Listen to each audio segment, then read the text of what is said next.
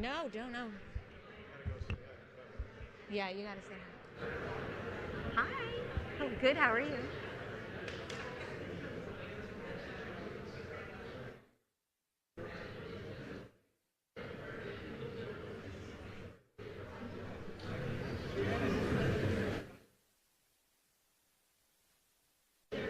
I'm just waiting for the congressman to.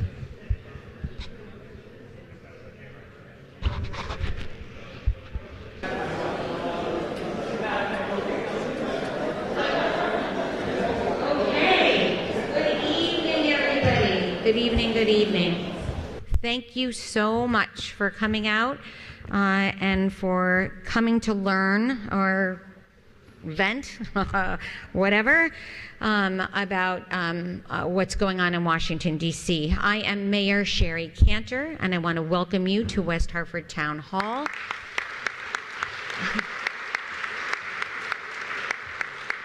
I just want to recognize a few of my colleagues that are here. Town Councilor Barry Walters is here. Town Councilor Tiffany McGinnis. Town Councilor Deb Poulin is here.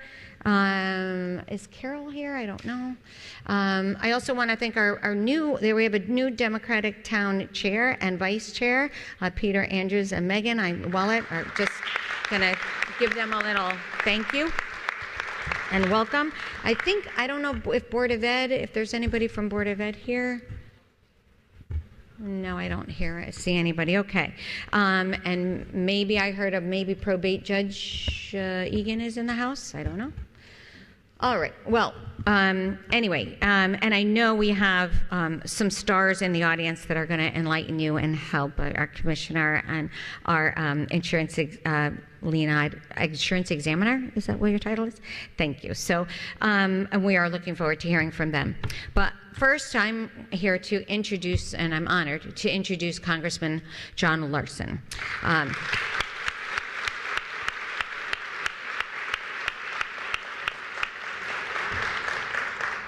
Congressman Larson saw a lot of the challenges ahead, especially with Social Security and Medicare and Medicaid, but specifically Social Security.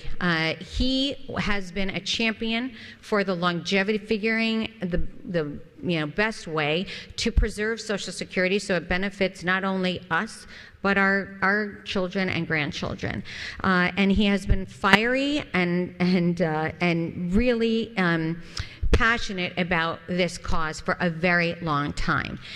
But under this current administration, it has become an absolute it's broken. It's completely going. I mean, the fact is that Social Security is in danger of a quick death, and I think it's because.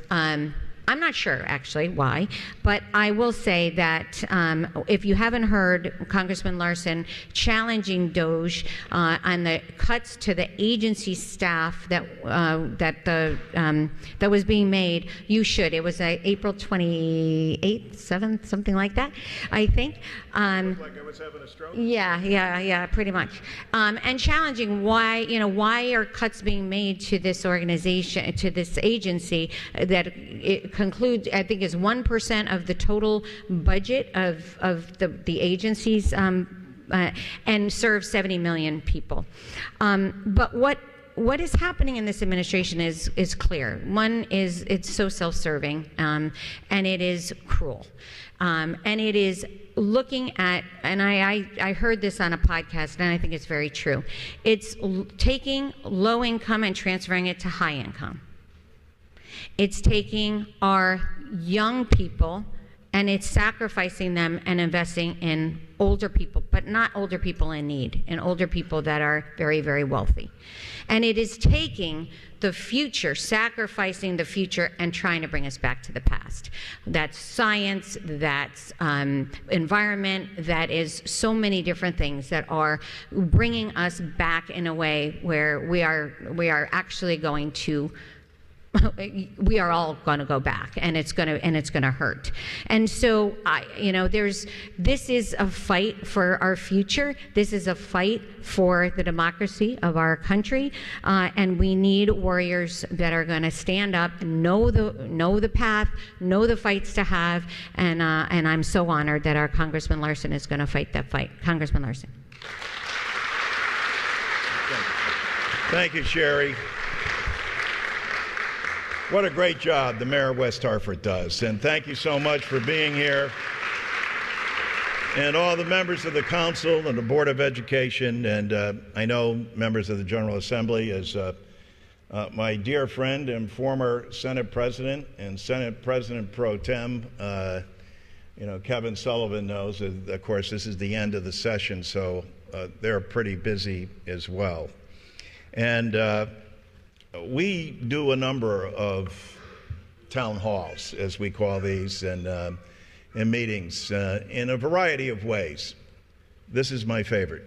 I would rather see people face to face, because I think that's the way you learn the most and get to hear from them directly.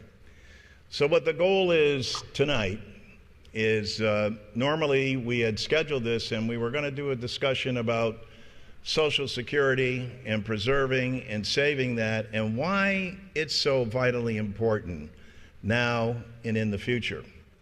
But a funny thing happened on the way to the event. Over the last several weeks, we spent far too much time debating both in the Committee on Ways and Means, which is in charge of taxation, and then on the floor of the House.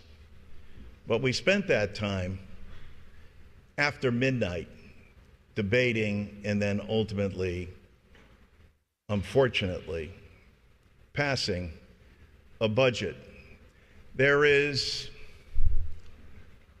if you had to use one word to describe the budget that the House just passed,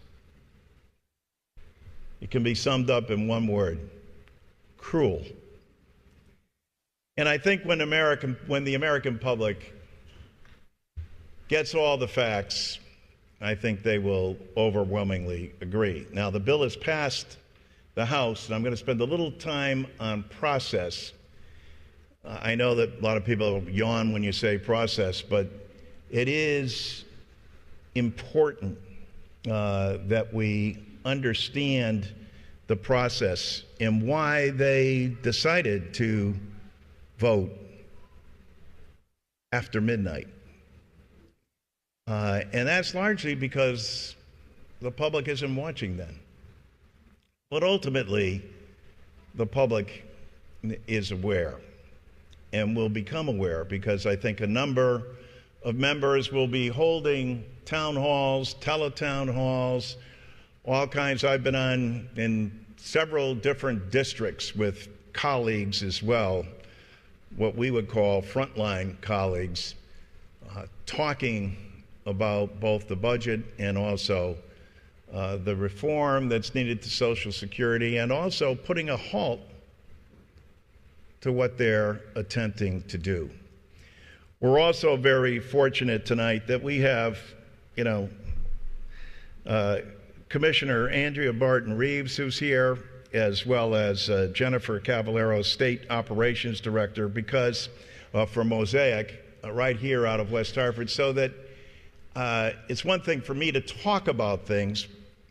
It's another thing to understand the impact that it's going to have directly on the state and the communities here. And then after that, what we'll do is open it up to questions that you have, and any difficult ones I'll give to the commissioners or my staff, so we'll be able to handle that pretty easily. But first, from a process standpoint, the way that this bill started has to go through the Ways and Means Committee, which has jurisdiction over all taxation. And instead of having a normal public hearing process over time, you may have heard about the one big, beautiful bill. Hardly what I think most people would describe it after they read it, but nonetheless, that was the message that our colleagues on the other side have placed on it. But if it was so beautiful, why were they taking it up after midnight? And I think the reason becomes pretty clear when you go through these posters. And the reason I said the one word is cruel. You can cut through everything and it comes down to this.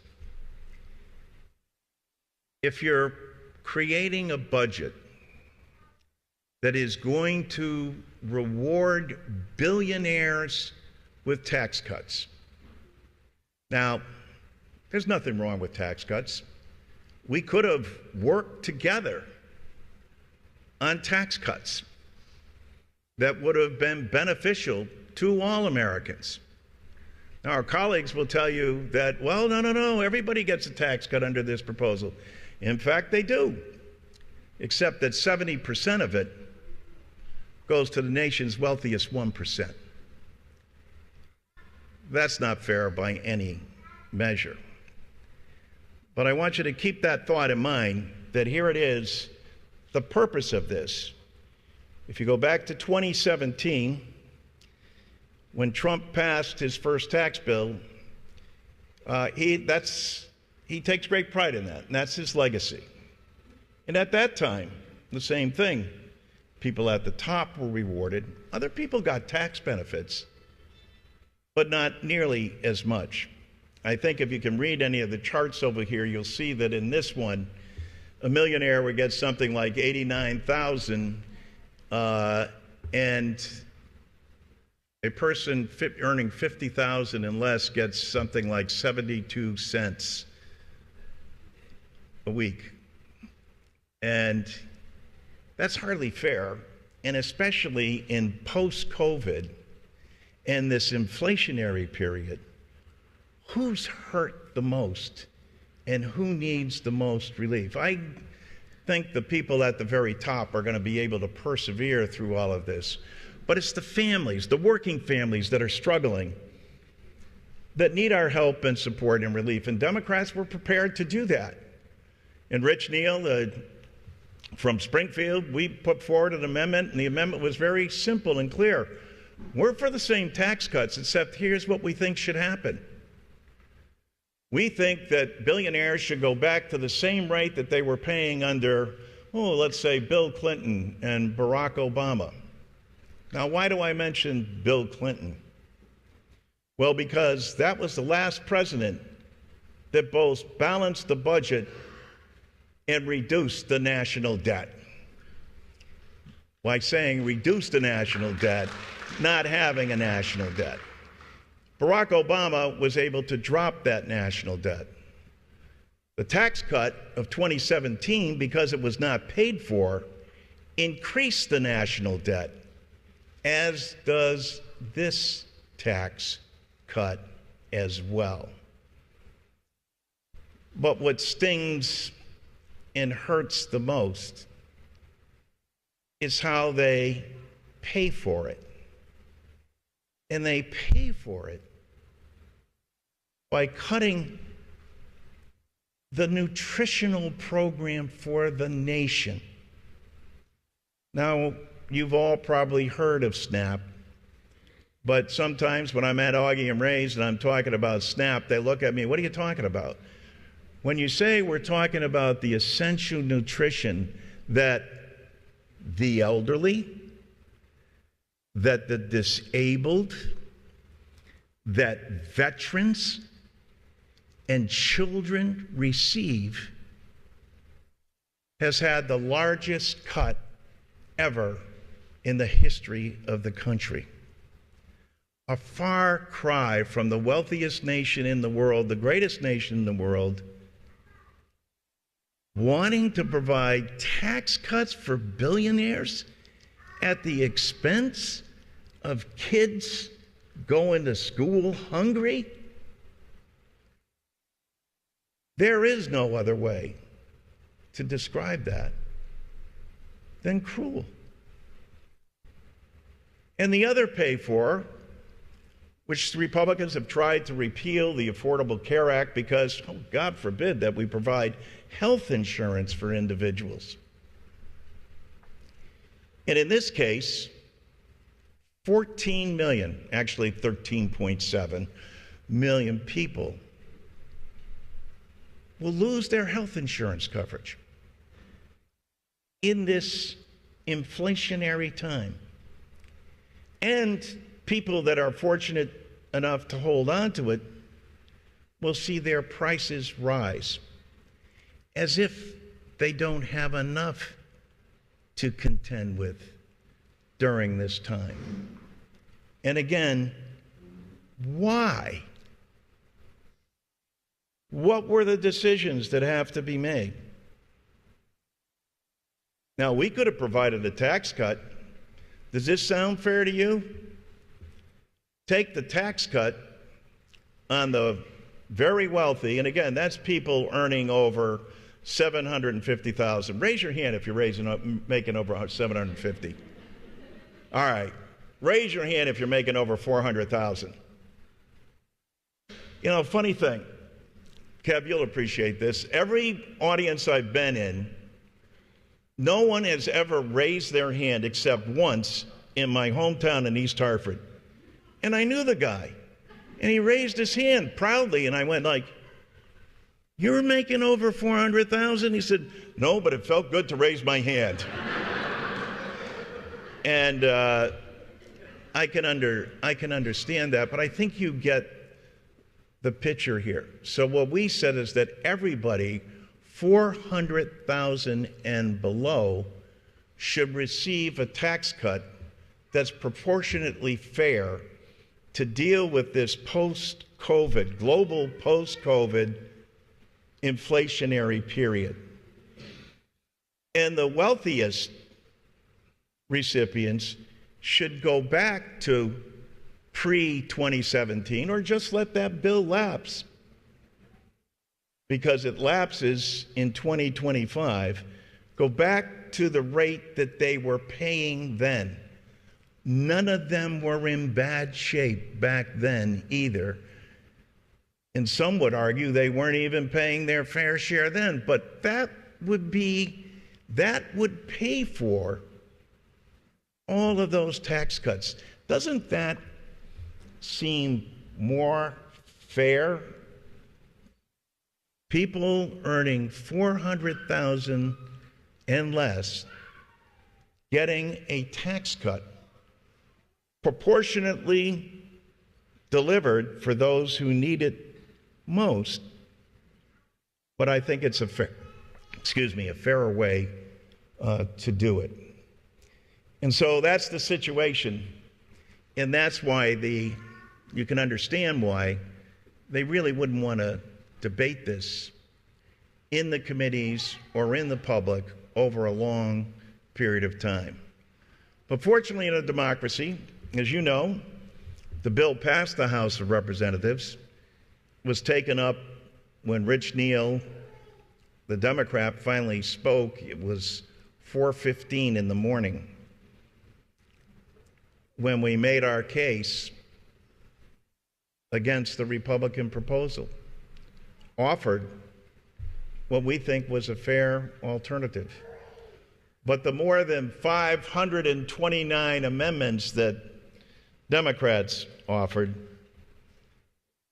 none, well, a majority of them were not taken up, and others were ruled out of order or non-germane. So I didn't feel that I could have a public forum and come out and just focus on Social Security, but in that budget, what they've attempted to do to Social Security and what Elon Musk had foreshadowed they would do is already make cuts within the Social Security Administration, already eliminating more than 7,000 employees, already making it more difficult to get phone calls, closing regional offices. in the nation's #1 anti-poverty program for the elderly and for the children of this country. More than 40% of the 70 million plus Americans who participate in Social Security, more than 40%, this is the only benefit they have to survive and to sustain themselves on. In the wealthiest nation in the world, people should be outraged and demanding, because the last time that Congress extended across the board Social Security benefits, Richard Nixon was president of the United States. That's more than 50 years ago. People go, oh, wait a minute. Didn't Tip O'Neill and didn't Ronald Reagan and didn't Bob Dole get together? Yes, they did. Remember, Ronald Reagan wanted to privatize it. Bob Dole, a Republican, said, no, that's not a wise idea. And Tip was against it and fought it every single step of the way and ultimately won. But with two Republicans, the compromise with Reagan, engineered by Dole, was to raise the age from 65 to 67. And everyone says, well, that sounds like a reasonable idea. And lo and behold, the Republicans have said currently, yeah, we think that we ought to raise the age again. We ought to raise the age to age 70. Let me tell you what raising the age does. For every year you raise the age, that's a 7% cut in benefits. So not only would you be working longer, and I think it's a great thing that people are living longer, but should they live longer on less with an across-the-board cut of 21%? How does that make any sense at all? Back in 1983, it was a compromise to save and extend the solvency of the program. But that's not the case today. And so to make clearer, I think, how this is going to impact the state, I'd like to call on Commissioner Andrea Barton-Reeves to make her remarks on the SNAP program, if you would. Thank you so much, Commissioner, for being here with us.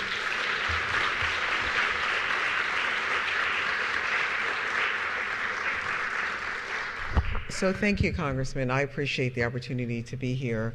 I wish it were under better circumstances. So as I heard you tell the story about what happens after midnight, I wanted to share a story.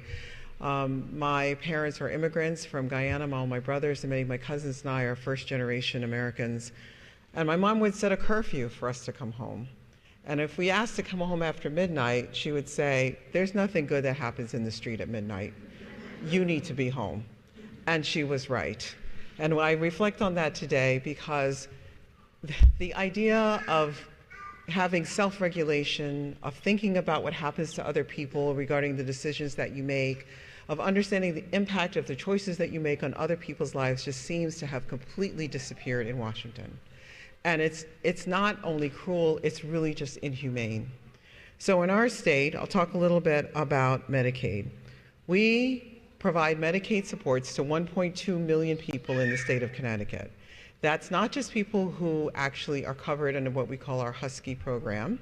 It's also people who are in nursing homes and hospitals and receive home and community-based services so that they can remain active and engaged in their community while they age in place.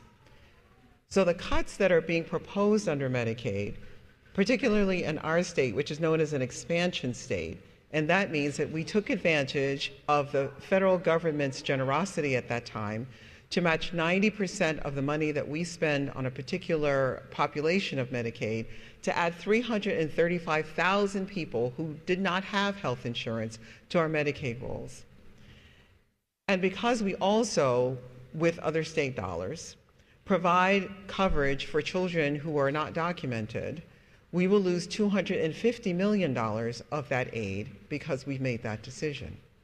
So not only will the 15,000 children who we cover now, who we provide very basic care for, vaccinations, those kinds of things, we will lose coverage for those children. We will also lose another $250 million in coverage, even if we cover one person. And that means 102,000 people will lose coverage with that amount of money lost from our budget. And that's just Medicaid. The other thing that's happening with Medicaid is something called work requirements. So right now, you do have to either search for work or work a minimal number of hours in order to qualify for Medicaid benefits. It's not an onerous burden, and most people meet it. People who aren't meeting it are people who can't. They are disabled or they're outside of the range where you have to work. That age is now 54. The current proposal raises the age to 64. I can tell you the closer that I get to that age, I don't know if I want to be doing that, and I'm sure that many people feel the same way. But if you are disabled, if you're caring for someone who has a disability, if you are caring for a young child, that age of caring for a child has now dropped from 18 to 7. So you can see there are very deliberate ways in which this program and all of these programs are being redesigned to eliminate coverage for people so that the wealth can be transferred, as your mayor had said and as the congressman pointed out, to those who are the 1% of the 1%. It's unconscionable for us to even contemplate this kind of cut. It's a level of cruelty that I will tell you that the team that I work with, we can't even comprehend. So when we think about the way that Medicaid is designed, there are mandatory coverages that the federal government requires us to provide, and then there are some that are optional. And when I tell you it's optional, you're going to think that I'm crazy, but I'll tell you. Dental, vision, pharmacy, physical therapy after surgery, cancer treatment is considered optional care under the Medicaid program. Those are optional. Because our state is run by people who have a heart and is humane, we cover those things under Medicaid. But there are many states now with these draconian cuts on the table are wondering whether or not they can do that anymore. We have not come to that place yet. We are waiting to see what happens in the Senate, but we're already not sleeping, thinking about what it is we might have to do, because there is not a state in this nation that can cover a $250 million gap year over year over year, and it will just continue to grow. It's not as if we're talking just about 1 year. Once these fundamental changes are made to the way the program works, they are made in perpetuity. And that is really what I think is lost, as we're really, I think, deliberately being clouded by this idea of what's happening right now. The other thing I want to talk about with respect to Medicaid is what's known as the 6-month eligibility review. Once you apply for Medicaid and you're approved, we conduct a review. It's required every year. Now, within the bill that's now passed the House, it's on its way to the Senate, you will have to renew your eligibility every 6 months. If you've ever applied for Medicaid, this is just incomprehensible. It is a very onerous, complicated process in large measure because there are already so many federal requirements around the amount of information that we need to gather. And we're already, I will tell you at DSS, a little embarrassed by that because we get a lot of feedback about how difficult it is to apply for Medicaid. And we're very apologetic about that, but also will tell you that it's a lot of federal requirements that require us to do that. The specter of having to do this every 6 months, particularly for a person who has a permanent disability or a child that has a permanent disability or a person who's already over the age to qualify for Medicaid, it's just a burden that really is just completely unnecessary, and it's specifically designed for people to give up and fall off the program and not be covered. That's exactly what it's designed to do. And when that happens, we are talking millions of people across the country who will be without care. But care still has to be rendered. And where are people going to go? They're going to go to hospitals and receive care. They're going to go to federally qualified health centers. They're going to go to urgent care centers. It will still cost money, and people's lives will still need to be saved. There's no solution in Washington for this. When you pose the question to those who are making these kinds of decisions, they have no answers as to where people are going to go to receive care. Because the answer is they don't care where people are going to go. That's the answer. But they're brave enough to pose this, but not brave enough to actually deal with the consequences of the choices that they're making.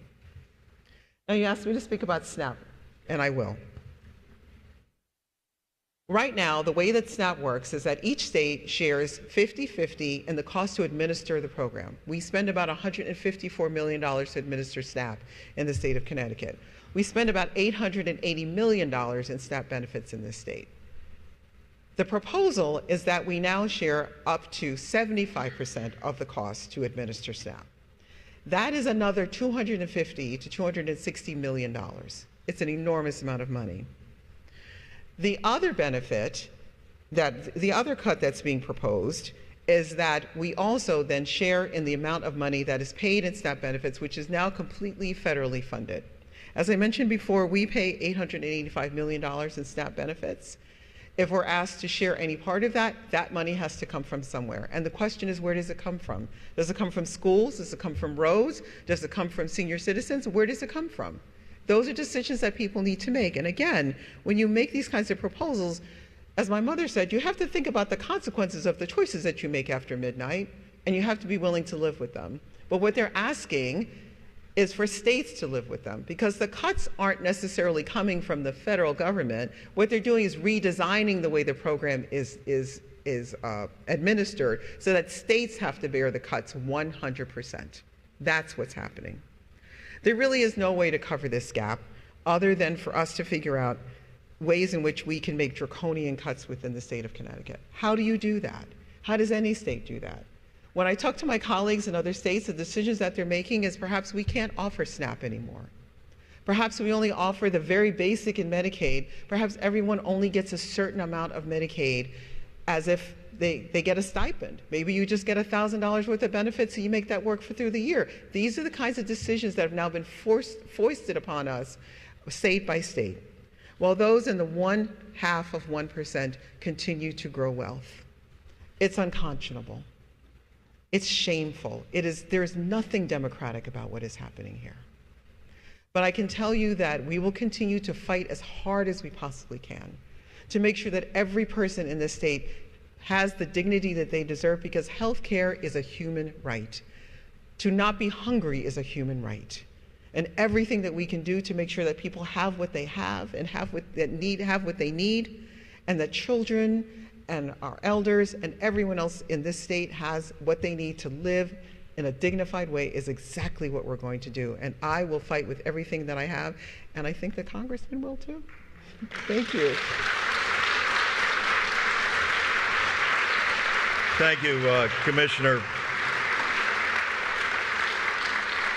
Now, we often get people say, well, geez, I just don't understand why in Washington, D.C., people just can't work together and get things done on behalf of the country. And indeed, there are a lot of examples of how that happens. But sometimes, and especially in this case as it relates to the one big, beautiful bill, it's all about the tax cuts of 2017 and making them permanent and how they're paid for. And this is what they came up with. Now, so we find ourselves in a situation, because it's a Republican bill, always calling out the Republicans. I want to read to you what one brave Republican of the two that voted against it said on the floor, and he deserves a tremendous amount of credit and took a lot of heat and stood up to Donald Trump and stood up to his own caucus. Here's what Representative Massey had to say. I would love to stand here and tell the American people that we can cut your taxes and increase spending and everything is going to be just fine. I can't do that because I'm here to deliver a dose of reality. This bill dramatically increases the deficit in the near term, but promises our government will be fiscally responsible 5 years from now. Where have we heard that before? How do you bind a future Congress to these promises? This bill is a debt bomb ticking. Congress can do funny math, fantasy math if it wants, but bond investors don't. This week, they sent us a message. Moody's downgraded our credit rating, and the bond investors who buy and finance our debt demanded higher interest rates on the 10-year note, the 20-year note, and the 30-year note. Well, what does that mean? Very soon, the government will be paying $16,000 of interest alone per U.S. family. What are we telling them? Instead of taking care of the problem, we are going to give them a $1,600 tax break. Under the taxing and spending levels in this bill, we are going to rack up another, say, $20 trillion of new debt over the next 10 years. I am telling you, it's actually closer to $30 trillion of new debt in the next 10 years. Mr. Speaker, we are not rearranging decks on the Titanic tonight. We are putting coal in the boiler and setting a course for the iceberg. If something is beautiful, you don't do it after midnight. Mr. Speaker, I oppose this bill. Representative Massey. Now I'd like to call upon Jennifer Cavallero, the State Operations Director for Mosaic, and who will remark on the impact on people with disabilities.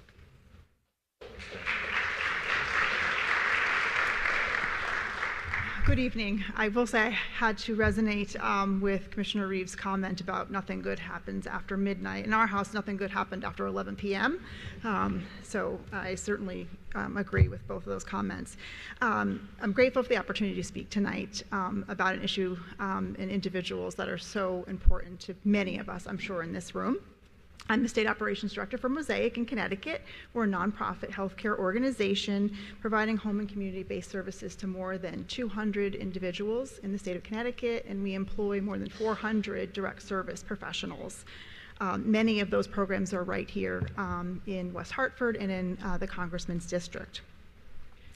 Mosaic empowers people with choices about how, where, and with whom they spend their days through home and community-based Medicaid waivers, so our services are funded by Medicaid.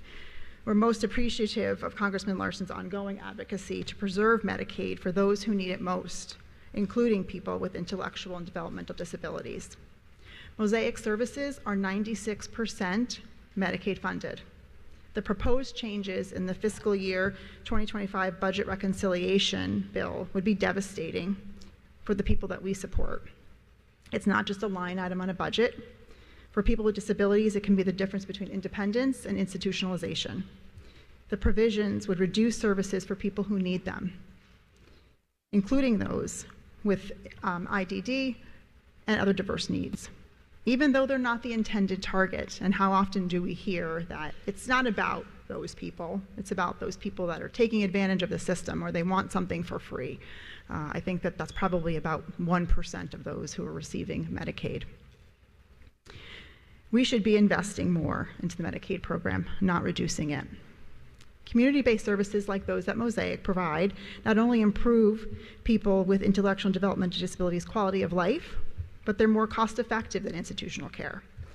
Nonprofit organizations providing services save the state and the federal government money. And in the state of Connecticut alone, nonprofit human service organizations such as Mosaic are saving the state over $1 billion a year by keeping people in the community. The proposed changes would result in longer waiting lists for home and community-based services.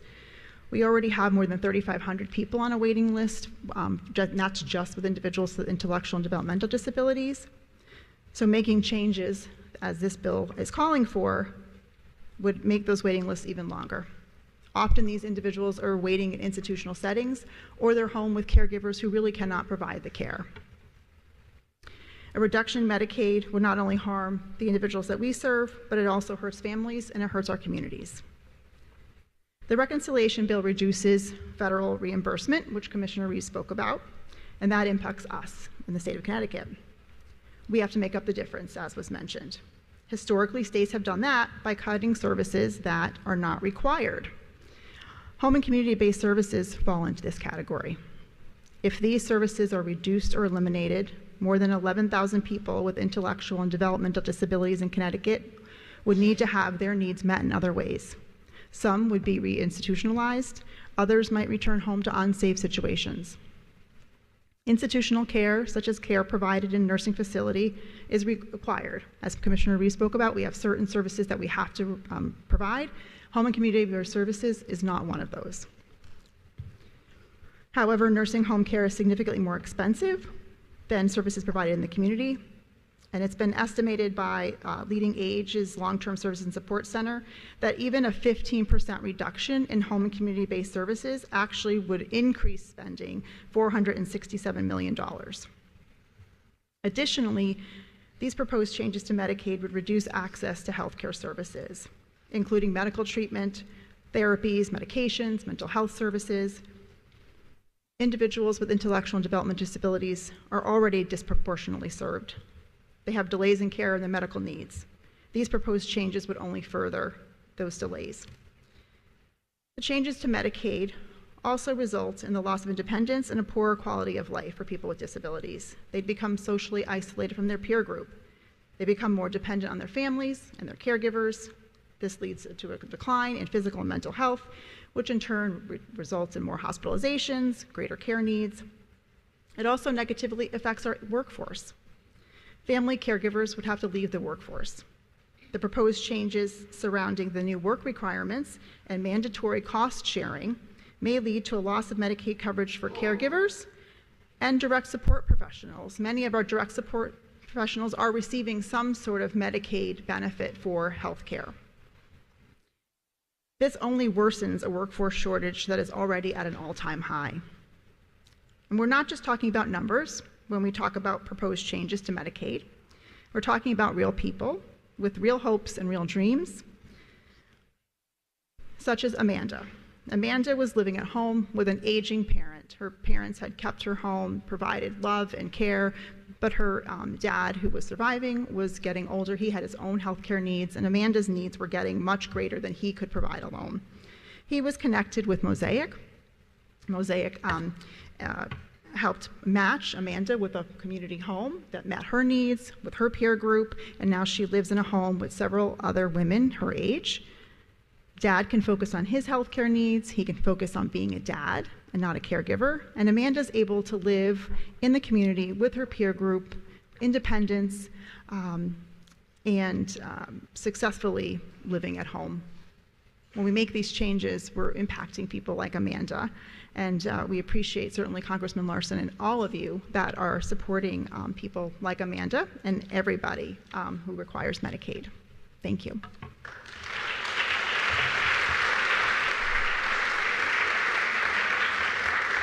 Thank you again, Jennifer. Greatly appreciate that. Our speakers will be here also to answer questions that you might have as well. And you may recall that Trump, during the campaign, talked about how he was going to eliminate the tax on Social Security. That's a good proposal. The last time he was President of the United States, it was in our bill for the 4 years he was there, but he didn't act. But there was a difference between his proposal and ours. His proposal wasn't paid for. Ours was. What does that mean? Well, if you don't pay for it, that's a $998 billion, almost $1 trillion hit on the Social Security Trust Fund. So how did we get to this point? We have to take a step back because he's no longer there, but you're all familiar with Elon Musk. And Elon Musk was charged with the responsibility. You remember what Trump asked him to do? He said, I want you to find $2 trillion in cuts that need to be made because there's too much government. And we can find all the fraud and abuse and waste that exists out there, and we're going to cut that budget. Well, I don't know anyone who's in favor of fraud, abuse, and waste. But funny thing about the specifics on that, they were pretty scant. But what I will say about Elon Musk is at least he was honest. When he went on in talk shows and said, well, 70% of the federal budget is comprised of military spending, Medicare and Medicaid, and Social Security. He said, so we are obviously going to have to look in those areas. And then he talked most about Medicare and Medicaid and Social Security, while Trump was denying that they're ever going to touch Social Security or Medicare. And he said it, he says, oh, I said this on the campaign, and that's not gonna happen. And then wouldn't take any questions about Elon Musk. And some of you, like I said earlier, may have saw we called him and introduced something that's called a inquiry resolution, which is a tool that Congress can use when the majority will not allow the minority to get their questions answered. You can call them before the committee of cognizance. So we called Elon Musk, and the committee has to respond by setting a time and date. And they did. Again, before Congress normally comes to order, they did it at 8 in the morning. And lo and behold, when we got there, there was an empty chair where Elon Musk was supposed to sit, because he flatly and boldly said he doesn't have to answer to anyone other than Donald Trump. That's what caused the anger. Nobody is above the law.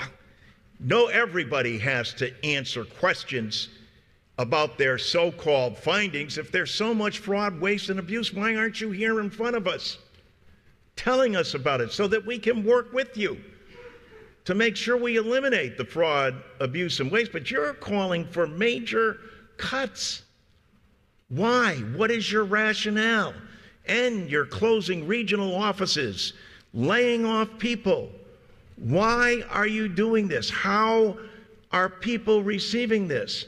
And members of Congress, how is your district and the people within your district reacting to the nation's #1 anti-poverty program for the elderly and for children? But as all of you know, Social Security is not just a pension plan. It's a spousal, widow, dependent children, and disability program as well. There is no insurance program like it. We come from an insurance capital of the world. They all support Social Security with good reason. They understand its benefits. And there's no way that you could go out and buy, I challenge anyone to go to call up tomorrow any company and say, yeah, I'd like buy an insurance policy from you that has a pension, a disability benefit, covers spouses, covers wives, and also children. Could you give me a price on that? And what kind of a bill would you call that? Of course, it doesn't exist, because the genius of Franklin Delano Roosevelt is that he understood, and what Social Security really is the safety net of capitalism and entrepreneurialism. For my Republican colleagues, I remind them all the time, we should be expanding and making this grow, because this will allow people to continue to take risks, because if they fail trying, the people who are working for them and themselves are not hurt. There's a safety net there for them that continues to provide, as Social Security has. And look, you don't have to go back to 1929 and the Great Crash. We can go back to 2008 and 2009 when people saw their 401k become a 101k. And during that time, Social Security never missed a payment. Never has and never will, as long as the American people and the people they send to Congress stand up and fight for it. It's been over 50 years. It needs to be expanded to reflect the times we are living in. And with 10,000 baby boomers a day becoming eligible for Social Security, the demand is prescient. Congress must act. Thank you for being here tonight. We're going to throw it open to questions, and we may not get to everyone's questions, but I should have said this at the outset. Please, and Connor Quinn, Chief of Staff, I think he's somewhere here. There he is. Please always feel free to call our office for information and stuff. And a lot of times when we're in town halls like this, people have questions and they say, I feel uncomfortable asking this, but I actually had things. Call our office. We're here to help you.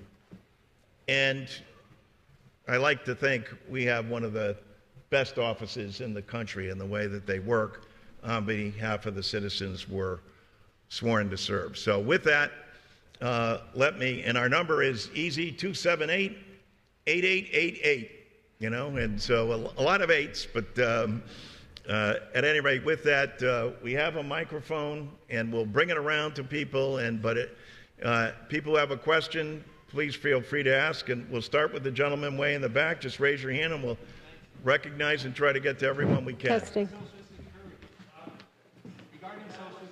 You might want to come up here because people aren't going to hear. Could you bring them the mic so that?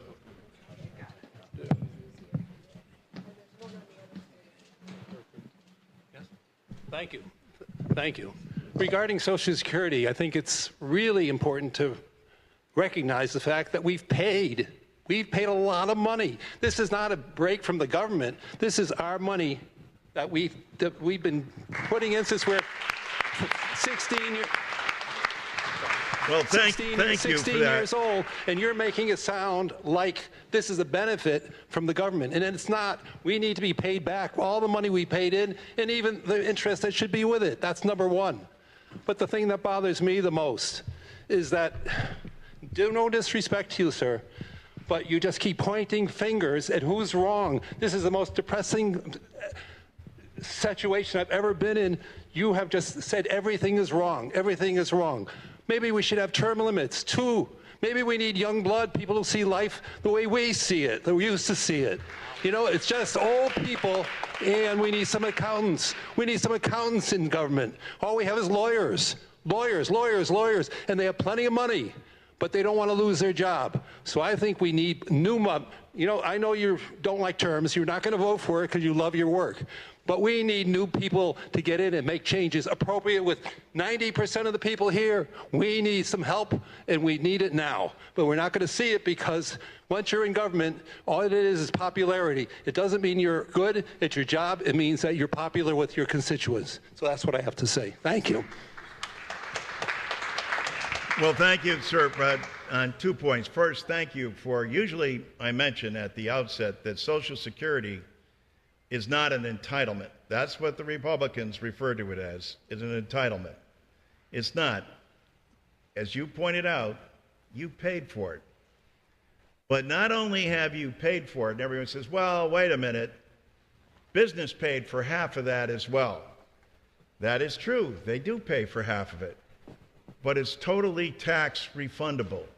So what does that mean? That means the government paid them back for that. Who's the government?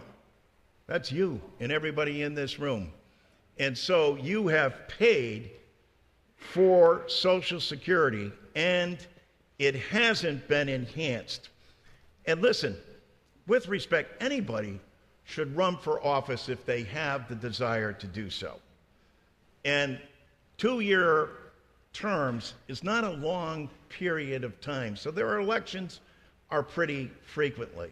But don't try to explain to people that our system isn't based on seniority. And so that the longer that you're there, that's how you rise up. It's not because you're popular, it's because you've been there. So, for the first time in the history of the state of Connecticut, Rosa DeLauro would be chair of the Appropriations Committee. And you're saying, yeah, I know, but she's been there too long, and so she ought to go. What I'm saying to you is this. You make valid points. I wish people were more engaged in government as well. When you find that in the last election, more people didn't vote than actually voted for both presidents, ought to be an eye-opener for all Americans.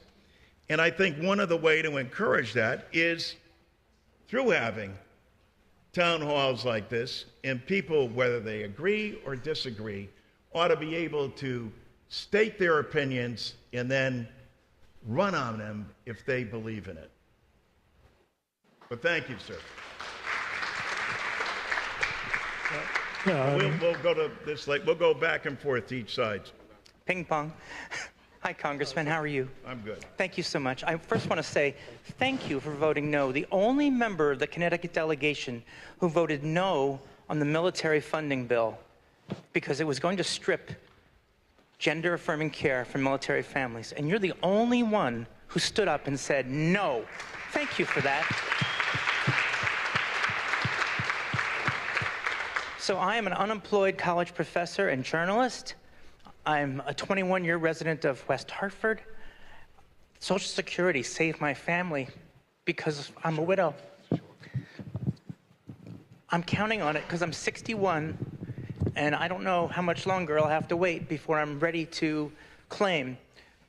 But I got to tell you, my oldest son lost his job because of President Trump and Elon Musk. He was an AmeriCare worker. AmeriCorps, and now he's unemployed like me. I've got an oldest daughter who's going to be graduating without a job. My youngest got a job at Whole Foods. Yay! I got one kid finally working. And my plea to you tonight is, we were talking before about Medicaid. One of the items in this big, beautiful bill, it's not to protect girls and remove castration and other problems the Republicans say is happening to gender-affirming care and protect children. No, it's going to strip gender-affirming care from everyone, including me.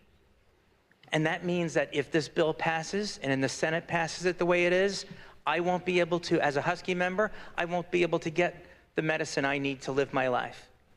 And I just want to say thank you for standing up for us. We're a small portion of America, but all we want to do is live. And all I'm asking for you is your continued support for Americans like me.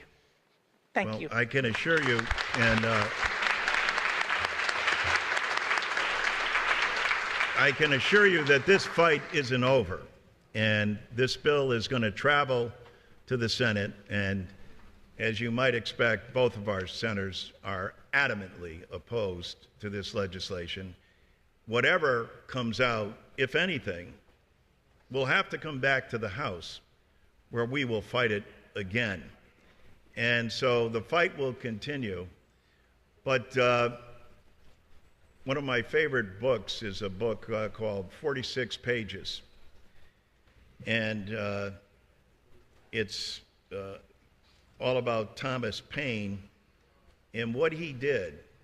And George Washington would say later that the reason that America turned to the revolution, there was a growing tendency amongst Tories and everyone else to reconcile with the king, that maybe the colonies had gone too far and that they ought to stay and work with the king, the authoritarian. But it was the publishing of common sense. And Washington said the people who read it, and at that time more so than any other pamphlet other than, or book other than the Bible. And he said it was the people.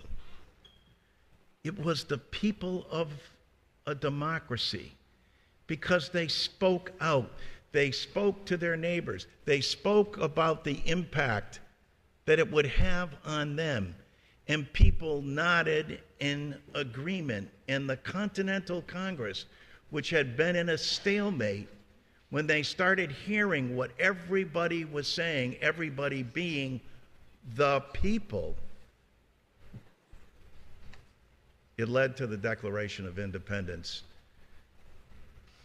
That same feeling exists today, and people are saying, well, wait a minute, what can I do? Or, our members are there. Yeah, it's that conversation. It's voicing that. God only knows how many people, and I've had hundreds of these forums, where they say, oh my God, we hate to bring up the discussion of politics because it breaks up our family meeting and people take sides, Trump or against Trump, etc. Yeah, that's going to happen, and that's uncomfortable. But it may be necessary as well to get the word out there. We're in a constitutional crisis. And when one party has totally subjugated itself to the will of one man. David Brooks wrote an excellent column. I recommend it to everyone to read. And he said, Trump is a narcissist who's a nihilist. And I said, well, that's not going to play well at Augie and Ray's either. But basically what he was saying is, here's a person who is all about himself and all about consolidating power within himself. And if you watch his actions and what he does, I think Brooks is spot on with that. But thank you. Next question, sir. Yeah, I'm Paul Cipriano from Windsor, and you say that Trump is a nihilist, and I'd say he might be those things, but he's a criminal, a convicted felon, and a serial liar, and we all know it. Everyone, when he gets up there, the only thing that's going to come out of his mouth is lies. But my question is, what are the Democrats willing to do?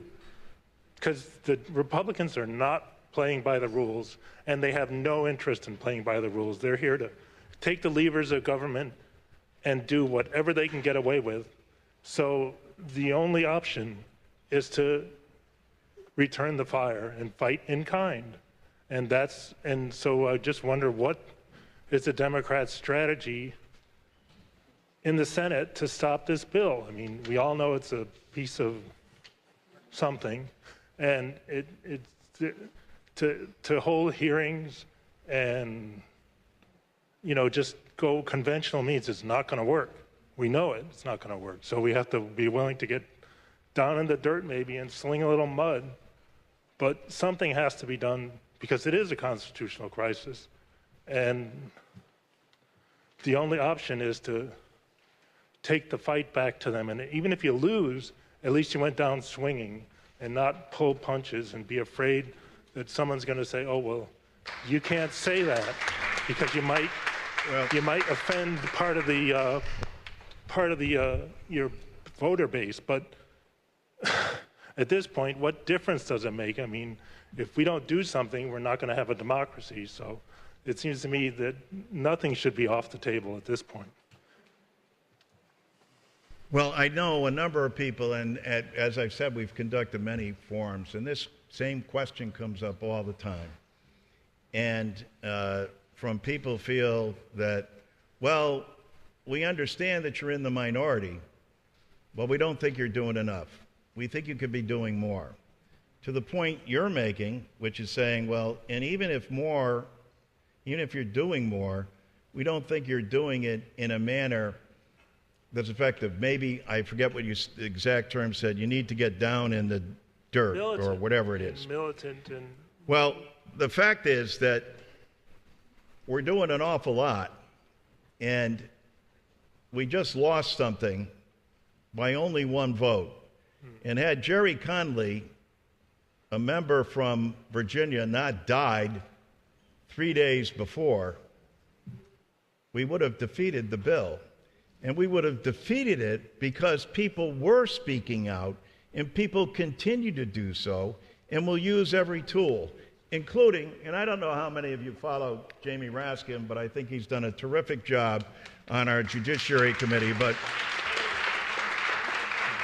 let me just read, and we have and I'm happy to send this to you because I don't think most people are aware of it, because, frankly, we don't have a Walter Cronkite today. We don't have someone that everyone goes to who's dependable, who's going to give you the truth, etc. And things are compounded even more by social media, where people can print anything. And so things are mixed up and confused. But here is what Jamie most recently wrote. We are winning in court every day. Americans demoralized by the ceaseless authoritarianism of the Trump administration. That's pretty much how you started out your remarks. Trump is losing in court every day. We are beating him. There are now more than 170 federal court injunctions and temporary restraining orders across the land entered against the lawlessness and chaos of the administration. The judges, by the way, striking him down, have been named to the bench by Trump, Biden, Obama, Bush, Clinton, and Ronald Reagan. House Democrats have filed 8 different briefs in courts exposing the illegality and the widespread harm of the administration's attacks on our people and our institutions. We routinely have more than 200 members joining our briefs, and we're leaving no part of the Constitution behind, and we'll use every tool at our disposal. Now, with regard to getting down in the dirt, I understand what you're saying, but do we want to be like them? Well, it's... so I would just say that I understand your point. I think there's a way to do this in the democracy that we formed. And it's right here in this room. And it's what Thomas Paine was talking about as well. It's ultimately the people in the democracy that will make the change. Their elected representatives should be listening, as the Continental Congress was, and then carrying that message back. And already we see in the Senate that there's 4 Republican senators who have said, wait a minute, this bill is a bad deal. But if they don't hear anything from Democrats, can scream all we want, but if you're not hearing it from your constituents, that's the big difference. But thank you. You were appreciate that. But question. I would just say that the only thing is the judges, he's ignoring them. It's a little short here. Hi, Mr. Larson. Thank you so much for hosting this forum. I really appreciate your time and the fact that you're here. My name is Dr. Amy Chai. I do care of the complex patient, and I also do treat fentanyl-addicted patients in some of the worst areas of our state. And I just wanted to introduce myself. Is this working? Okay. I'm actually your opponent for Congress in CT District 1. And I would like to formally invite you to a roundtable discussion / debate, because I actually know what's wrong with healthcare and I know how to fix it. And I know, the problems that all of my patients face, especially the homeless and addicted patients and the mentally ill. I know what needs to happen for that as well. And I would absolutely love to have you come and talk with that in an open debate about what we're going to do about healthcare. I have a lot of great ideas that I think everybody would like, no matter what your party is. And I'd like to say that I do agree with a couple of things you said. I don't think we should re-qualify for Medicaid twice a year. That's too onerous of a process, so I agree with you there. And I also agree that we should stop taxing Social Security benefits like we do here in Connecticut, and could certainly stop doing here in Connecticut with the supermajority that there is in the House of Representatives in Hartford right now. It should be easy. But my question to you is, If you could get to that, that would be helpful. Yes, I actually do have a question, and that is related to the patients that I see. I do see a lot of Medicaid patients, but I also see a lot of patients who are tax-paying working patients, and their benefits that they get include health insurance. And a lot of my working patients simply can't afford the care that I offer. So I sometimes have to turn them away for things like addiction care, because they have higher co-pays that they can afford, and they're paying big premiums for their insurance, so they can't actually afford my treatment. Yeah, but what I'm saying is that their taxes are still paying for 100% fully funded care for other people that are often in the country illegally. And so I'm just kind of wondering why you support that. That is absolutely false. No, it actually isn't false, because I see it every day. No, it actually is. And we'll get the statements to you at some point. No, I know what you say. And I look forward to sitting down and having a discussion with you. Okay. And I do. And actually, thank you for your willingness to run. I think that's important as well. And thank you for the work that you do for people. But this isn't a political debate here. This is an opportunity for people to ask questions. No, I understand. I just wonder why you support people who can't afford their insurance paying for other people's insurance through their taxes. That was a question. Yeah, that was a question. Well, thank you very much. Next question. Leslie Hammond, thank you so much for being here. I think most of us agree, and we appreciate the information, but we're on your side. We understand everything you're saying. We're really blessed to have you and to have the senators we have. So I agree with the person that spoke before. I have written my brother in Birmingham, Alabama, and I'm trying, with any relative I can think of. But I believe what AOC have done and Senator Bernie, has made a difference by going to these red states. Because everything you're saying, the red states are really going to be in trouble. They don't have the surplus that we have here in Connecticut. So is it a matter that they don't have the information? Maybe they would put the pressure on their senators, or if they just have the bigger wish that they really want, America to be Christian, or whatever it is that there is their overall agenda. But I do feel like going to these states, can make a difference. It's just a matter of what can we do in a blue state. Because we all feel really powerless, right? I mean, it's like the more we hear this, it's like you just don't want to get out of bed in the morning because it feels so overwhelming. And just one last thing, I'm a realtor, and I'm embarrassed to say the National Association of Realtors said yippee about the tax bill because of the SALT you know, the $40,000, which is going to help some people in West Hartford. But that was so depressing for me that we're so single-minded. Oh, who cares about poor people getting off insurance and SNAP and everything as long as we get our tax benefit. So I would definitely give them a call, the National Association of Well, I Realtors. can understand them saying yippee, but they didn't say yippee back in 2017 when they passed the tax bill and imposed a limit on it for SAL. Right. And now they increased the limit from Right. 10,000 to 32,000. The Democratic proposal is to eliminate it. And so that's the difference.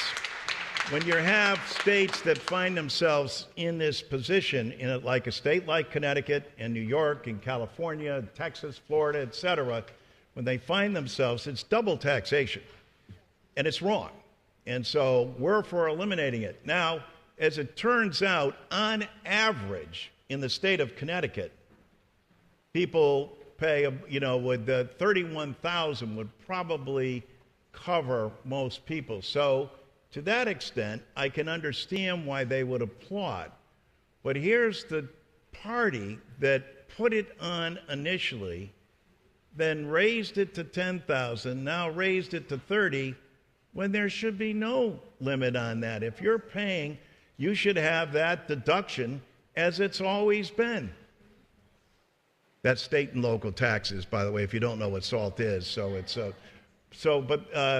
that's, you know, I think it's, I can understand why the builders might feel that way, but that's the reality. That's the truth of what's. But it's the single-mindedness that's why we're in so much trouble. You know, people might get tax cuts, but what does that, you know, what are the repercussions to so many other people? And that's the message we have to get to these other states that have the senators that might pass this bill. So thank you. Well, thank you. Thank you for your question, too. Yes.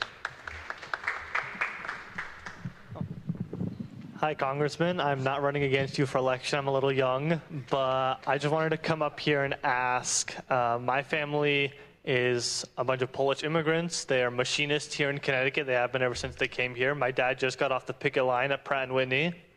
And thank you. And I wanted to ask you, you know, a lot of Connecticut's industrial base is based on military spending and the defense industry. So I wanted to ask you that if you and the Democrats get back in power in 2026, will you commit to raising defense spending to help Connecticut's industrial base? I am the chairman of the F-35 caucus, which is, some of you may know in this room, is the #1 engine produced by Pratt & Whitney aircraft, now Raytheon actually. And I'm glad this strike was ended because the machinists in Connecticut, in Middletown, are the most skilled machinists anywhere in the world. And I may have been born at night, but not last night. When you're giving people in Florida a higher wage base and salary than you are the very people who are the best in the world, and promising them benefits that if the company is still here or if they're still working for them, they might receive, there's a huge difference. And that's why I was proud to stand on the picket lines with them, and why I continue to be proud to support the effort that the people of this great state of ours have done, not only here in East Hartford and Middletown, but also at Electric Boat in Groton and New London, et cetera. You know, we have some of the most skilled machinists anywhere in the world. And as their representative, I'm proud and will continue to support them in their efforts and in the military budget as well. So you would raise the military budget? Yes. Hi, Congressman Larson. How I'm are you? Myrna Watanabe, and I'm doing this quick show and tell. This here is from the Social Security Administration, and today I tried to sign my son and I tried to sign my husband, who is a resident of the state veterans home, into his Social Security account. Well, What you need to do is you need to use one of these. How many of us oldsters are really good at this? How many of the people in nursing homes are really good at this? Couldn't sign them in. My son started on a computer at home. We took pictures of all of this. No way. And I discussed it with some of the other residents, and they said, that's right, they want to kick us off Social Security. What do we do? Well, first of all, I totally agree with everything you've just said. And having gone through the experience that you are talking about, you know, and then how about if you press button number 1, you'll get to talk to these agencies. If you get to press button number 2, number 3, by the time you get around to talking to a human being, and this is why Musk is very clever. In the past, there's always been attempts, you know, starting with Reagan, but even before, to privatize Social Security. But what they're doing is dismantling the agency from within. Now, like I said before, we're in an insurance capital of the world, right? What are administrative costs for an insurance company? Well, in this area, they run from 16 to 28% administrative costs. None of those companies come close to the 70 million people that Social Security has.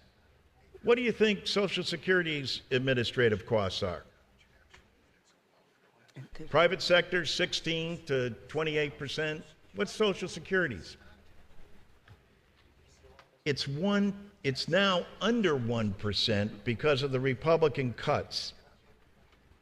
It is the most efficient governmental program that we have. Under 1% administrative cost? And here they're laying off people. What every American should have is the right to talk to a human being on the other end of the phone instead of having to go on and go all of this stuff. And, oh, my God.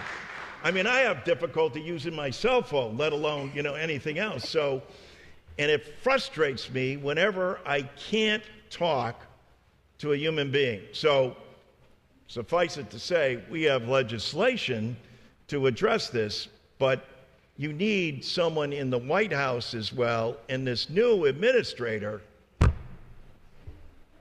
oh my God, you know, agreeing to lay off the workforce and close regional offices at a time when 10,000 baby boomers a day are becoming eligible?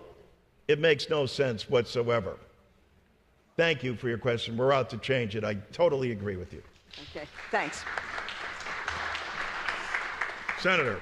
Congressman, first of all, let me say that I am the Kevin Sullivan that he made mention of at the beginning, so let me do that. I do not come with a question, I do come with a suggestion, and I will get that in one moment. As to the woman who spoke about running against you, this is the worst possible time to be cannibalizing the Democratic Party when our job is to spread our wings and fly to other states where we can knock out Republicans in the House of Representatives and knock out Republicans in the Senate. That's our job.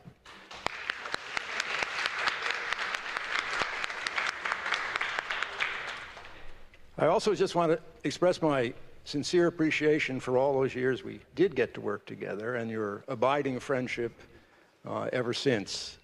I truly admire the work you do in Congress, and I am grateful every single day that you are there speaking for us, speaking with a loud voice when it needs to be loud, speaking with a soft voice when it needs to be soft, but always articulating what we need in this time of such great peril. And it is a time of great peril. This period, as you're a student of history, or a teacher of history.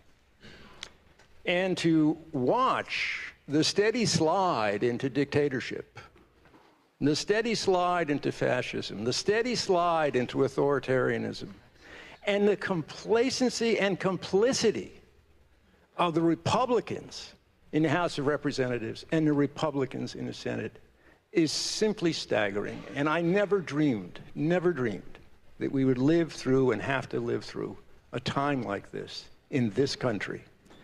What you do there is so important, and what you do here is even more important. And what I wanted to mostly say is that you do talk the talk well, but what's really important is that you walk the walk even better. You understand that we who want to get rid of this president and want to restore democracy and want to restore the rule of law and want to restore freedom and equity and justice have to present alternatives, as you always do.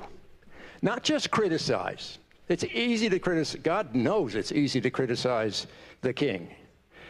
But you go well beyond that, and you always come forward with alternatives for us as a Democrat that I am proud to be able to articulate to others, just as you have tonight.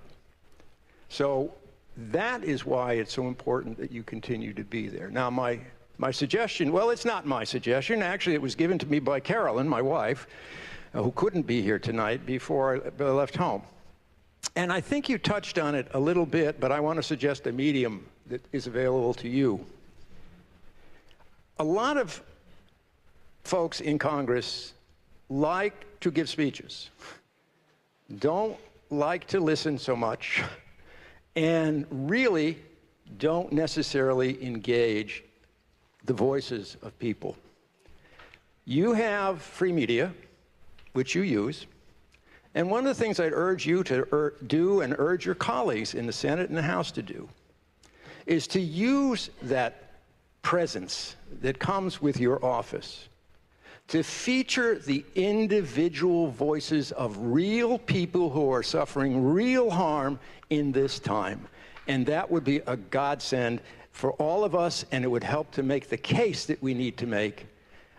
I've been a politician for a long time, but I think the voices of those who are hurt need to be heard, need to be seen, need to be felt, and you can help do that. Thank you. Well, there's always what you might expect from Kevin Sullivan, an insightful and intelligent response and a great idea. And I couldn't agree with him more because, as we've been alluding to, I think it's your voices and people like you who have stories to personalize. I always say to my staff, I don't need to go to the floor and explain Bill 5473. I need the person who is impacted by that and what their story is, because that makes the difference. People can relate to that as opposed to rattling on about some bill and all of its various components and all the various groups and agencies that support it. I think people can better relate to that as well. Thank you, Kevin. Yes, ma'am. I promise to keep mine under a minute, potentially. So first of all, I just want to remind people that we always say one vote equals one person, and that's not entirely true. One vote equals 10 people because they have family and they have friends and they have people that they talk to. But my question co-opt with that is, how do we get a consistent message across the board? Because I keep hearing things about Medicaid, Medicare. I keep hearing things about transgender rights. I keep hearing things about, like, everybody kind of has their own issue, and that's great. But really what I'm seeing is a lot of mixed messages from the Democrats overall. And outside of that, how can we help negate some of Trump's illegal activities, particularly, I'm going to say it, when we take back the House in 2026, because I want to see it happen. But how can we also combat some of that illegal activity that's going on now, what punishment is going to fit that crime? Because there should be accountability. You might recall that Did I keep it under a minute? You might recall when we were in the majority, we impeached him twice in the House of Representatives. And that's why I took the time to read Jamie Raskin and what we're doing also in terms of the number, understanding history and understanding civics. I also have a bill that says, you know what, before any student graduates high school, they ought to be able to complete the same test that we require of immigrants to become citizens of the United States. And I also think we should have stronger financial literacy also, but that's another point. But both of those can be achieved, and they've got to be incorporated within our teaching. And I think also to keep expanding the efforts where we're taking him to court, because it is thoroughly frustrating. Democracy is a slow process. And even though 2 years doesn't seem like a lot of time, it's only been 5 months that Trump has been in power, and it's another 18 months to the midterm elections. Don't remind us. But we've got to use that energy and time and focus and all the tools that we have to educate the public. Everyone here in this audience, you know people that are friends of yours, might be family members or whatever, who say, oh, well, yeah, that's the Democrats. They're just blowing this out of proportion. Trump's not going to do that. That's not the kind of person he is. You know what? At least he says what's on his mind and tries to get something done. Which mind? And when you say, well, what is it that he's getting done? And is this what you want? And they go, oh, well, what do you mean is that what I want? Is this what you want for Medicare and Medicaid and Social Security? And maybe some do. Is this what you want to take your child or grandchild to and say, this is what we expect of the President of the United States? I think there's a lot of conversation that needs to take place. And again, back to Thomas Paine, it's going to come from you. It's going to come from, I'm reminded that we only have a certain amount of time, but we're trying to get to everybody. So, and probably because I'm talking too much, not you. So, but thank you for your question as well. Greatly appreciated. And anyone who has a question that we don't get to, we'll get it answered or whatever. But we may have to leave in a Thank you. Thank you for your time. By the way, I'm Catherine Gould. I forgot that part. And thank you to the Deputy Commissioner and the other person who talked about the disabilities. Okay, done. Bye. Thank you. Yes, sir. Okay. Before I speak, I'd like to thank Mayor Shari Cantor for getting me a spot here. It was completely sold out, and I thankfully was able to send an email to get here to speak with you. Oh, thank you. Because you were not responding to my emails. But I'm here today to discuss the dire need for an age of renaissance in our congressional branches and our legislative branch as a whole.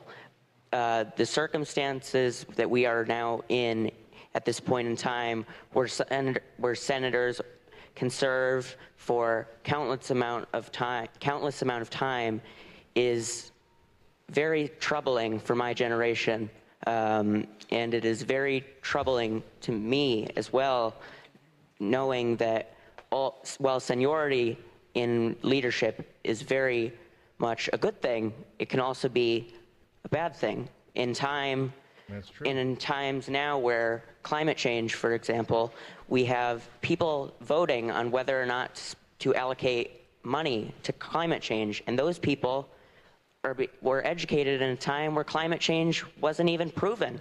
They were educated in the 80s, the 70s.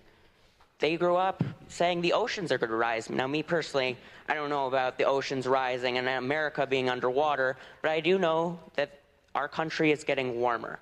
And for this reason, fresh minds, fresh thoughts, fresh ideas and solutions are needed. So my point, sorry, I'm kind of rambling on. I recently emailed you, Senator Murphy, and Governor Lamont about conveying an Article 5 Convention of the States to bypass Congress. I'm sorry, what did you say? Conveying an Article 5 Convention of the States. An Article 5 Convention of the States. That's intriguing. What do you mean by Article 5 Convention of the States? I guess you could call it a constitutional convention. Okay. That's more, yeah. So, well, you know, that's a good point. And the question is, because I think it's always good, you know, that we take a fresh look at the Constitution. And in that, also look at the history and what went into it, and how it was conceived, and the ideas, and of course, how many times it's been amended, and why it was amended. Because there were new and thoughtful and fresh ideas. But they did that within the framework of a process. And whether you agree with the process or not, it's one that's worked successfully. Yes, you're right, it has produced people that still are not in touch with what reality seems to indicate, especially as it relates to climate change. And yet, they were sent to that office by their constituents, because it's the people that elect them. And so the harder thing to do in a democracy is to make the change through the people. And especially because usually the corollary with this is, and also the money that's involved in politics today, and the special interest groups that influence all that money, and the decision-making that goes on. And in many cases, especially as it relates to climate change, the denial that exists. So your points were all well taken. I think calling for a constitutional convention, instead of, although I'll bet a number of your friends and allies are probably aware of Article 5, I don't think most Americans are, but they would understand a constitutional convention and all that that means. That's not easy either, because it requires a convening of everyone sitting down, and fears on the part of people that a small group influenced by a lot of money could make changes that perhaps we don't want either. But how do you overcome fear and put in its place the factual evidence that calls upon government by the people to make a change?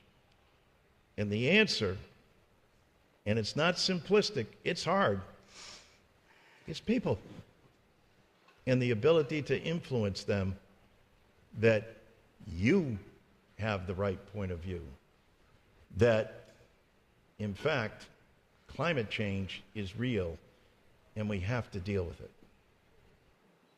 Thank you for your time. Yes, Wayne. Thank you for coming here this evening, Representative Larson. Very simply, as you know, this administration is at war with the judiciary, And my understanding is that this big bad bill, among other things, would eliminate the ability of the judiciary to carry out its function. Can you comment on that and give me some specifics on what it would do? When I can just about hear you. I think you said, can I comment on the provisions that I believe are in that bill that would eliminate the ability of the judiciary to function? Well, there's so many things. You mean you don't think the bill is beautiful? It's a big bad bill. Well, where do I begin? The bottom line is this. Yes, the way that bill is conceived and written would do damage to the judicial process and the judicial system. And yes, we have to oppose that. And I believe it will be opposed in the Senate. And I believe that both Senator Murphy and Senator Blumenthal will work diligently to make sure that it happens. And we will oppose it again if it does, for any reason, come back to the House of Representatives. There's a couple of ways this could happen. The bill could go to the Senate and they could adopt it as is, and it would go to the president's desk for a signature. Or more likely, the Senate will change the bill. And then the bill would have to come back to the House of Representatives. And if the House is in agreement with whatever passed the Senate, it would go on to the president for his signature. Or the House could disagree with it, and it would go back to the Senate. That's the way our system works. Keep up the fight. Thank you. Thank you. Yes, sir. Good afternoon, Congressman. Okay. My name is Michael Belzer of West Hartford. Nice to see our mayor, and I would ask that you take another look at an email that I sent to her, both at her email address and home address, and I've never gotten a response. And I want to say about what Social Security is. And this tells you about what bad shape this country is in, both from the Democratic and Republican leadership's part. This is not about you. This is about the Democratic caucus. And that is, Social Security is not a paid-for benefit. It is a welfare benefit. It is not a contract. It's a non-contractual obligation.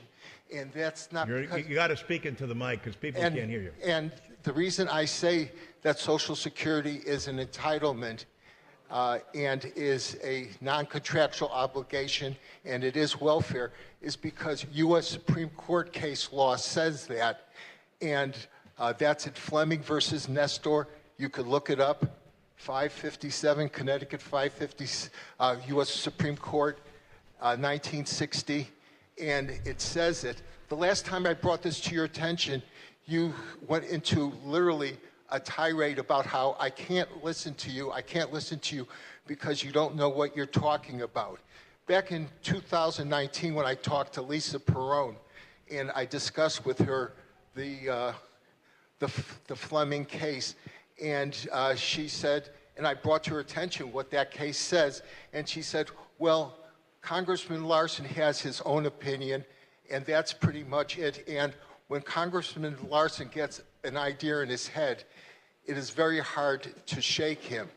Well, when Trump was questioned about the legitimacy of the 2020 election, and the experts who said that it had been legitimately carried out, he said, I go by my own opinion. This country is in bad shape because it's gone from true, honest discourse, give and take, to manipulation. Both parties have become propaganda ministries. At your seminar at Rawson School, and I suggested that both parties, all the congressmen, all the senators, not just you, but across the board, should have an investigation as to how they conduct political business, and you scoffed me off.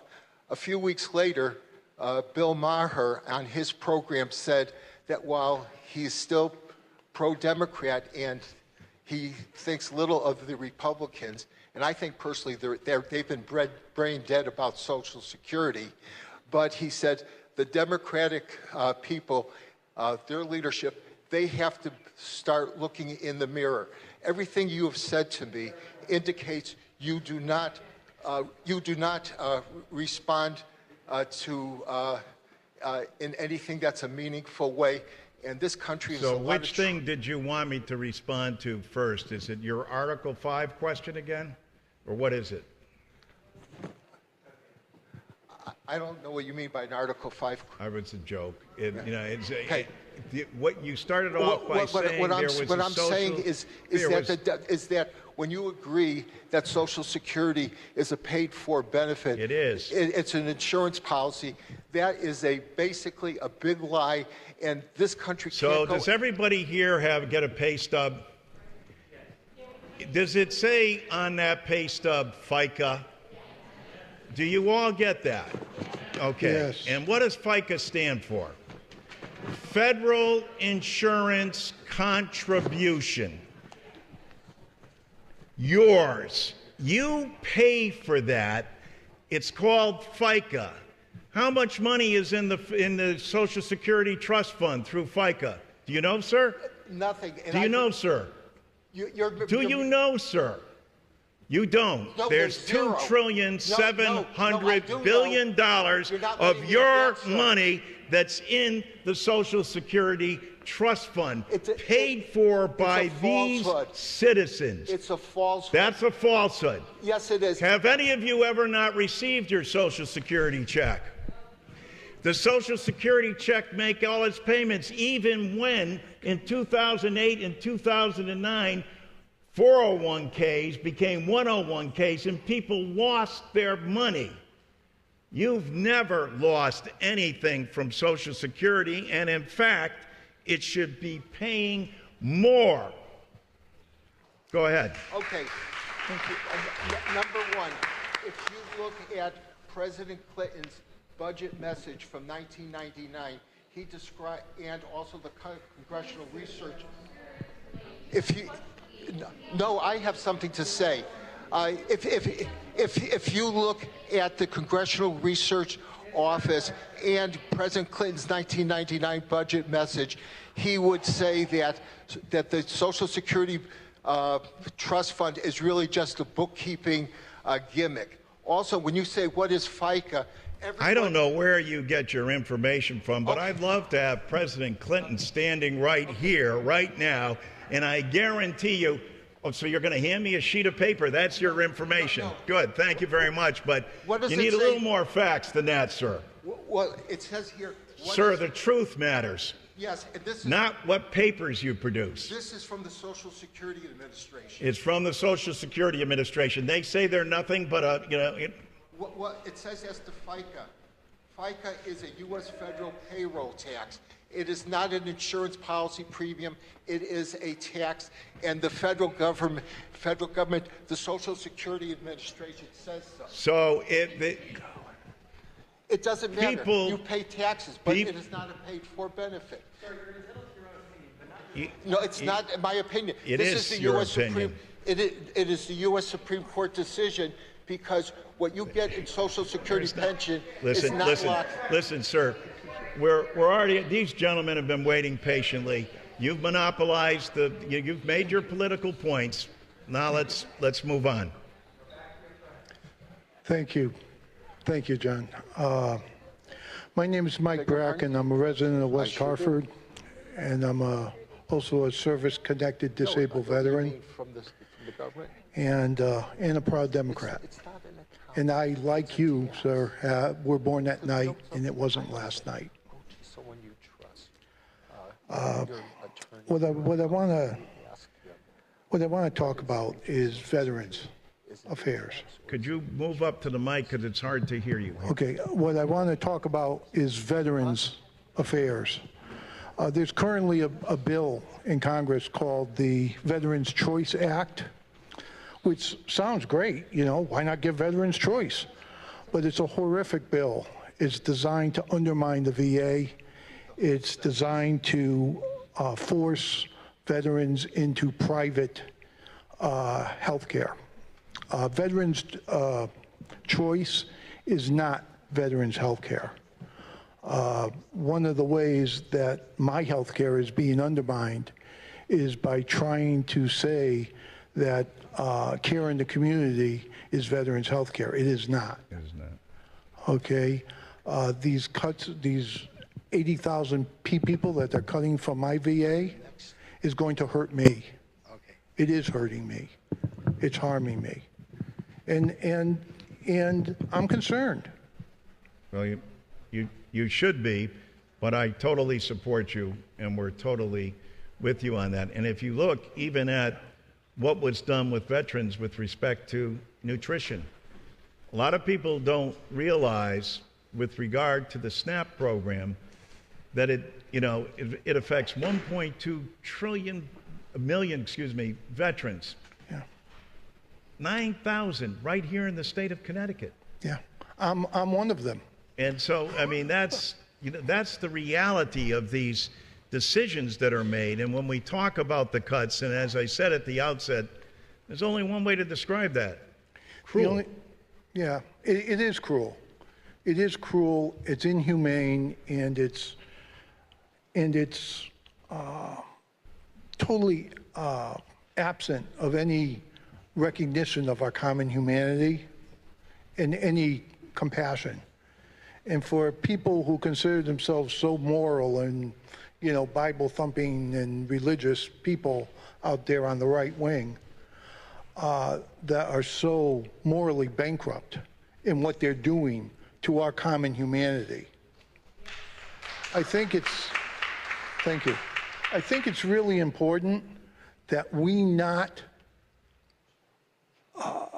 confront their hatred with hatred, their lack of compassion with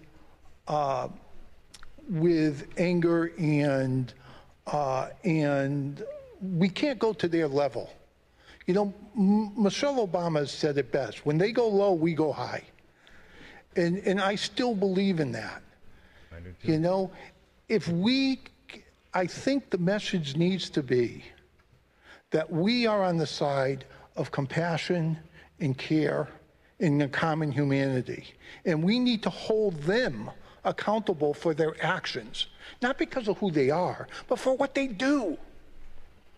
We need to hold them accountable, for the cruelty, for the lack of compassion, and the lack of of a recognition of our common humanity. I think that's the answer. And we also, I think, we need to recognize that this kleptocracy that we're living in right now is a pay-for-play scheme. People pay Trump in order to play. They're canceling contracts. They're giving them to Trump supporters. They did it with the FAA. The Verizon had I think it was $4.3 billion contract to upgrade communications in the FAA. Dodge came in and cut it and gave it to Musk Company. If that isn't waste, fraud, and abuse, I don't know what is. We need to hold these people accountable for that. And we need to make sure the American people understand what's happening here. This guy's always been a too-big con man. I remember in the early 80s, I was approached by the Trump Organization. I was living in Massachusetts to come down to New York and work. And I was considering it. And a friend told me, don't go work for Don the Con, he'll never pay you. And this was in the early 80s, and I knew exactly what he was talking about. And I didn't go. And I'm glad I didn't go. But this guy's been a too-big con man his whole entire life. And we really need to recognize that and to hold not only him, but the whole kleptocracy accountable. Well, those are excellent points. We have two more people. Thank you. We're going to call upon this lady who's been waiting very patiently, and then you, sir, will have the last question. Thank you. Holding them accountable I think we need to rethink perjury. We need to rethink treason. We need to file these charges when the crimes are committed. You mentioned having high school students have to pass a citizenship test or a test on the Constitution before they graduate. What about people who are seeking national or state office or a national judicial appointment or a cabinet position? Shouldn't they have to also pass that basic test showing that they understand what the Constitution is before they swear that they're going to support and uphold it? And that's all I have to say. Well, it's not a bad idea. I'd be happy to take it. Yes. Representative Larson, thank you for being here. My name is Dr. Winston Campbell. I'm a resident of Bloomfield, Connecticut. You opened your statement by talking about process and the importance of process, and you addressed a little bit about the Senate. But what is the actual process for this big, beautiful bill when it goes to the Senate? Can they pass it on their own? Can the GOP pass it on their own? Or do they need help from the Democratic Party? And then the second question is, they can pass it on their own. I'll make that. They have the votes to pass it, the Republicans. Okay. Yes. The Article 2 of the Constitution bestows powers and duties to the President of the United States, the executive office. Nowhere in the wording does it talk about executive orders. Where did the process of executive orders and their standing and their durability come about? Do they supersede congressional? I can't hear what you're saying. You got to talk into the mic. Okay. Article 2 of the Constitution bestows the duties and powers to the executive office. Nowhere in the wording does it talk about executive orders. How did executive orders come about? Do they supersede congressional and judicial powers and duties? How did executive orders what? Come about.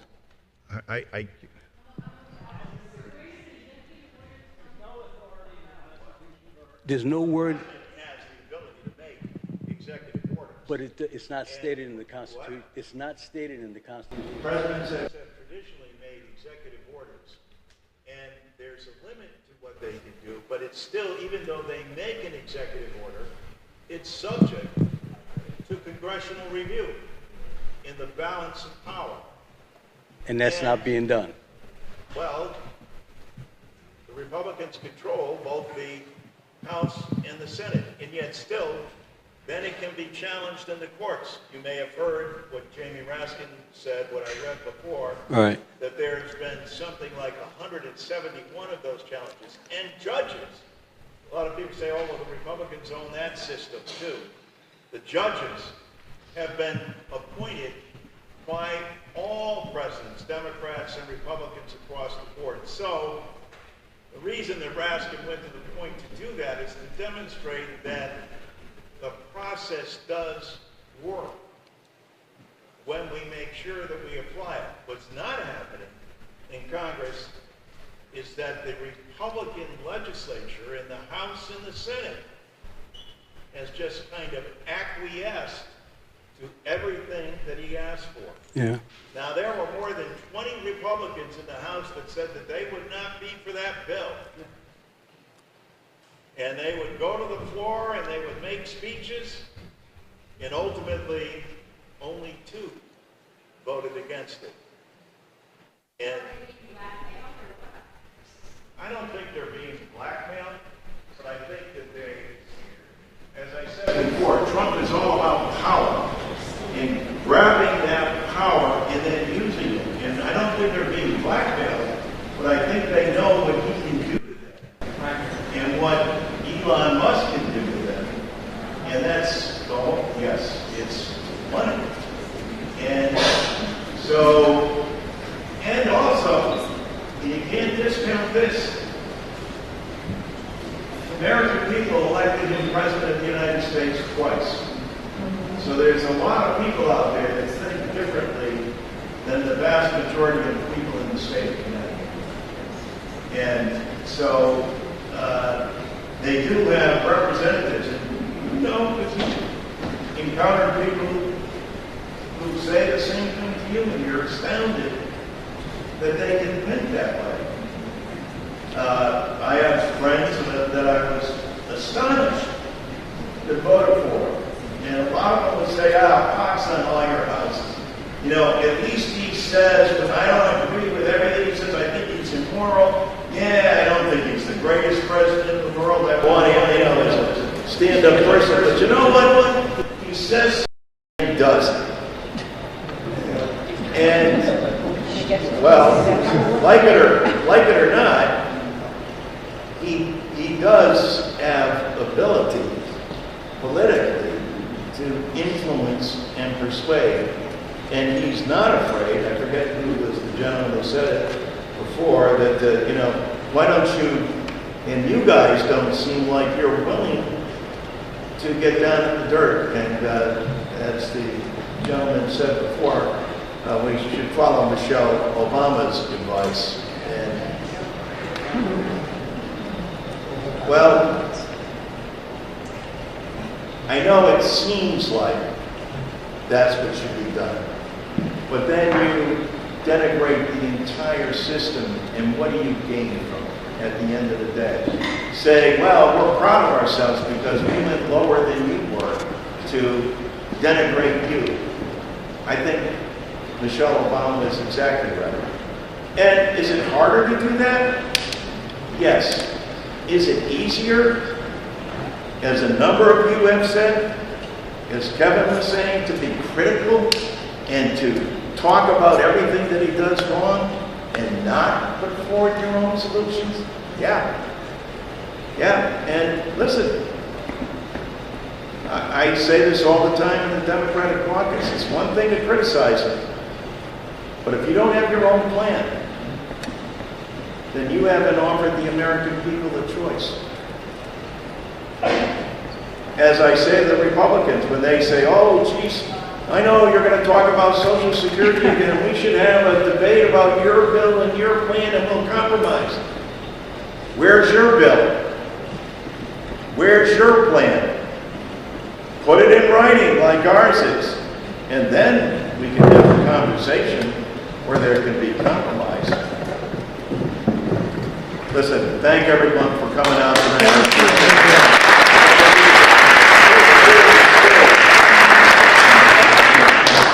All right.